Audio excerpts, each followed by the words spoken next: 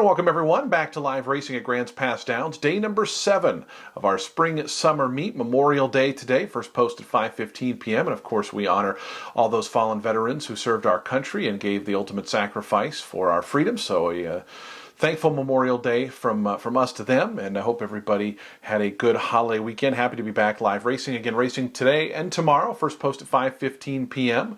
and an 8-race card. Let's dive into it. We start out with maiden $5,000 runners, and the number 2 Colton's Tiger for Billy Christian. Billy off to a very, very solid start here.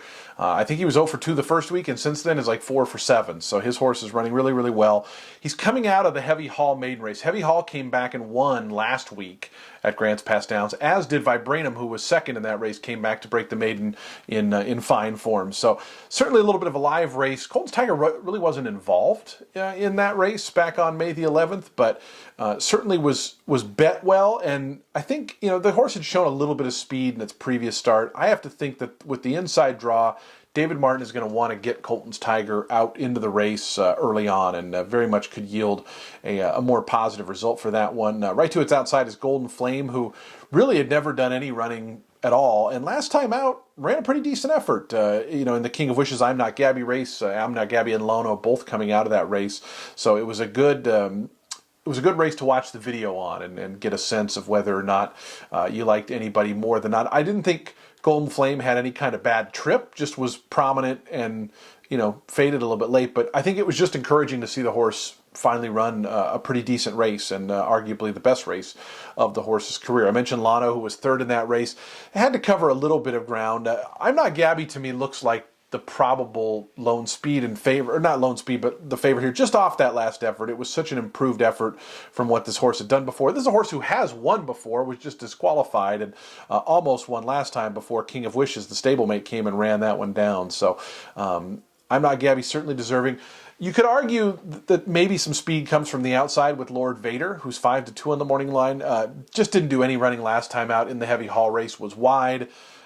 I think the reason this horse is going to take some money is because of the speed it had shown before, but a lot of those races were at 2 turns at Golden Gate and Santa Anita and stuff. So there's a class advantage, but this horse seems to want to be a horse that wants to be on the lead, and I don't think is going to get it in this race. So I thought maybe a lower priced horse to try to beat in the first race. Second race, 2-year-olds going 300 yards. We've had, I think, 3 or 4 2-year-old races now at 220 yards, so this is the first 300-yard race. Hector Magallanes has had some really good success so far in these 2-year-old races. He has Sonora's Death Row, who didn't do a lot of running in the debut, but he's also got a first-timer, Diamond M, on the outside, who had a pretty nice work last time, 16-1 for a furlong and a half work. What's a furlong and a half? Is that 300 yards? I think it's 300 yards, 330, something like that. But anyways, so Hector certainly, I think, his horses, you kind of have to take a look at him.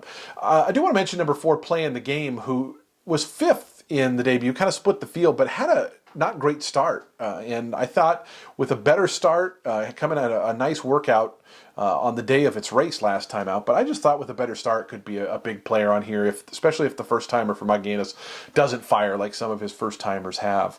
The second race on the card, it's an allowance quarter-horse event, non-winners of 2 for fillies and mares, and we have Harley Moe, who won at this level last time out, but was disqualified. So often I think people see that a horse wins at a level and they just assume, it's going to come right back and win, and it's just not quite that easy. This was a horse who was clear and then, kind of drifted in and bumped late and caused the interference call. Certainly a deserving horse to take a look at. Magallanes has a couple in here. LaDonna, who's coming off almost 2-year layoff, was victorious 2 years ago. We've seen a couple of these super long layoff types win recently at Grants Pass Downs, and that Bullet Workout last time out kind of jumps off the page. And so LaDonna, even though you see the big layoff, I feel like with the quarter horses at least, it hasn't proven a hindrance to a lot of them so far this meet. I think we've seen 2 or 3 of these long layoff horses win. El Bardi Rosie Lee, the other Magallanes horse, coming out of a futurity trial last year here at Grants Pass. The horse had broke the maiden here at Grants Pass in a futurity trial, ran in the Firecracker. Probably just not up to the snuff of some of those higher level stakes runners and futurity runners, but I think this is more of a realistic spot and probably a deserving top choice in this race. Fourth race on the card begins the jackpot pick 5, and the pick 5 right now, the carryover in excess of 29,000. Remember, you have to be the only ticket. We've had some pretty formful back halves of the cards as of late, and that has led to multiple winning tickets, and therefore the carryover continues on. I mentioned last week trainer Jason Homer having a very good start here at Grants Pass Downs. He's 2 wins, 2 seconds from 7 starts. He's got a first-timer here with Discover a Wish, and he's won with a first-timer already at this meet, so that was part of the reason I wanted to give him a little mention. I think Emerald City, with what Quinn Howie's been doing here, he's 7 for 12 so far, 58%, and his horses have been showing good speed and winning races, and this one here comes up from Turf Paradise. Drawn outside, I have to think probably going to be a pretty short price favorite. It kind of depends, I guess, how some of the first timers get bet. But some of the horses with experience haven't done a lot, with the exception of the 3 Aspen Again, who last time out, mind you, as a 3 to 5 favorite. So we don't know how tough the race was. Ended up finishing second and finished. It was a decent effort behind Giacomina, but I got to think most of the wagering attention is going to go towards Emerald City. But if the Homer Firster or Aspen Again fires a big one, I don't think Emerald City is a complete layup in this spot to kick off the pick 5. The late pick 4, $1 late pick 4. We have $1 early pick 4 races 1 through 4, and $1 late pick 4 races 5 through 8, and 2,500 non-winner of 2 runners here. Hot and Sassy came back off the layoff to run a pretty good second at this level last time out. I wanted to mention Noble Girl, who is 8 to 1 on the line. This one is dropping from an allowance race, but if you go back 2 and 3 starts back, was running at this same kind of non-2 level and not really competing. I bring that up just because there's going to be another example coming up here in a bit where sometimes the class levels here at Grants Pass Downs can be a little murky. You see the drop from allowance to claiming, and it's not as pronounced as when it's at a Santa Anita or Golden Gate or something like that, where you see a horse drop from allowance to the lower claiming. It's just not that big of a jump, but I'm going to caveat that with it does kind of depend, because we're going to have an example a little later on the show where there's a horse who is dropping from an allowance to claiming, and it's a bigger drop. So, but I think the non-winner of 2 allowances are not that steep of a drop to the claiming non-2s. It's just my opinion. And we see a couple horses in here. Shenandoah Star, another one who ran 2 and 3 starts back for 2,500, 2 now winners of the year, and then last time allowance race and ran okay in the allowance after kind of a bad start, but now comes back to the non-winner 2 claimer. Quinn Howie has the number 5 Great Curves, who I thought this was actually one of the more vulnerable Howie ones we've seen. This is a big class drop from Golden Gate to Grants Pass Downs, but this is a horse who has been primarily competing at 2-turn races. Was down at Santa Anita and Del Mar to start the career, but is kind of a late closing type routing. And so how far behind is this horse going to be going a 6 furlong distance here at Grants Pass Down? I suppose we shall see. But I thought maybe a beatable horse in terms of a likely short price horse, because Quinn Howie horses are just always going to take money when he's winning at 60%. That's just kind of how it's going to go. The 6th race on the card, 5.5 furlongs, and a lot of speed in this race, I thought. Licorice Drop Pops is one of the off-the-pace runners down on the inside, and Starboard List, another one who likes to kind of stalk, but as you get toward the outside, Racing Ray is coming off a almost wire-to-wire win, got caught really late by Hey Sequoia. Dudley Studley is a shipper for Quinn Howie, who's a total speed demon. And then you have Speed from Cape's Hot Rocket, and Sonic Boy last time, who previously had not shown much speed, all of a sudden did show speed. And so you have a lot of horses, I think, are going to want the lead in this 5.5 furlong race. And I kind of look to Starboard List as maybe a price horse that it might kind of set up for, if they all do elect to go. I mean, the Howie horse certainly looks like the fastest. I mean, the horse was getting the clear leads at Turf Paradise going 22 flat. But, this is a different situation. It's the 2 turns. It's just different. So we'll see how the horse handles it. But a lot of speed in that 6th race.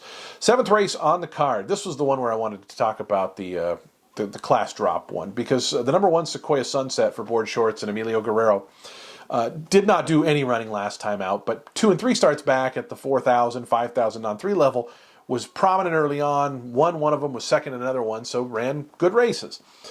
The open allowances here at Grants Pass Downs, you'll see what it'll say: allowance 7,500 in NC, no conditions, so open. El Alto Hombre, Be a Cyclotron, the horses, those are some of our best horses here on the grounds. And so the difference between that kind of allowance versus like a non-winner of 2 allowance to me is really big. And so this is a pretty big drop that Sequoia Sunset's taking. It is the first start of the season for that runner. Working, the number 3, also another one who's making the first start of the calendar year in 2021. Another horse who had won a couple in a row here at Grants Pass when coming down here. Last time, kind of dueled and battled and just was unable to overcome that. But certainly a speedy, dangerous type. And Mystic Wood Force, who was second in a allowance, again, a condition one at a big price. But this horse really is run pretty darn consistently here at Grants Pass Downs. 8 of 12 in the trifecta, and just very, very consistent is Mystic Wood Force. But I feel like, you got 19 to 1, 2 starts back, 27 to 1 last time. 5 to 2 on the morning line, you kind of missed the big price opportunities last time. So you're definitely going to take a little bit of a shorter price on that one in today's 7th race. 6.5 furlongs for race number 8, our final race on the card. And this race for non-winners of 2 since May 31st of 2020. So non-winners of 2 in a year, or which have never won 4 races. So always important to read the conditions and kind of see how the horse fits in there. Shaka Zulu for the John Harris barn just missed first time out this season behind Bobby Magic in a very similar condition race. So I think that one will, especially with Jory being on board and her off to another fast start, that horse will take some money. Hill Kroom for Travis Wheeler, Al Peterson, we know, aggressive at the claim box. And this horse been running at Los Al most of the winter and, kind of coming off 2 not great starts. One of them, the jock lost his iron, so you can kind of forgive that one. Last time out, though, battled early on and just kind of gave way. So it goes for new connections, but again, a horse who you'd think would be up there trying to battle for the lead, and speed has, for the most part, been good here at Grants Pass Downs. We've seen horses rally from last or well off the pace, but that's not to say that speed is not a very sizable advantage here. And then 7 Forever the Chief, who ran 1 mile and a 16th. It was in the season opener and actually was prominent for much of that race. Does get to shorten up here, and I think that'll make a big difference for that horse here in today's 8th race. So just a quick look at today's Memorial Day card, and we hope you guys enjoy us or join us for racing on the holiday. Again, first post at 5:15 p.m., and we'll be back tomorrow racing at 5:15 as well. Monday, Tuesdays here at Grants Pass Downs. The season, are we over the halfway mark? Not quite. I think we still got a little more than halfway. And don't forget, we got a holiday coming up July 4th, racing then as well. So we'll see you guys back tomorrow, but everybody have a great holiday and good luck tonight.